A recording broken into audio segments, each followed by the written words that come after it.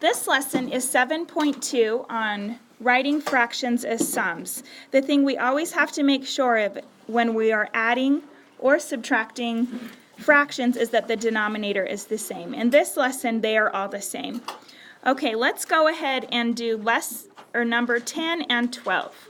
So we have 1/5 plus 2/5. If I were to draw a picture, I would have, let me write this. I would have 1/5. How many total pieces? 5, because that is the denominator, right? So 1, 2, 3, 4, 5. So I have 1/5 plus 2/5 equals how many? Everybody?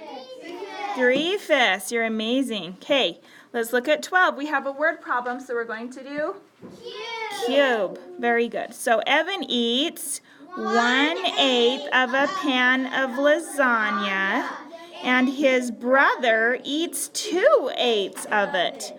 What fraction of the pan of lasagna do they eat in all? So if I'm not going to draw a bar model, I have to at least write it in an equation. So I have 1/8. Everybody's writing this.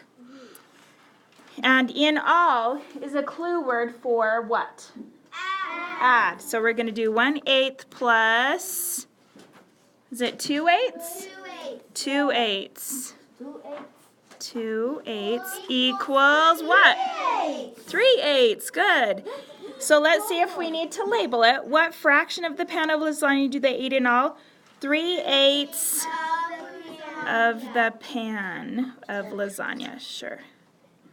Okay, very good. So just make sure that if you don't write the bar models out, you write the equation. Okay?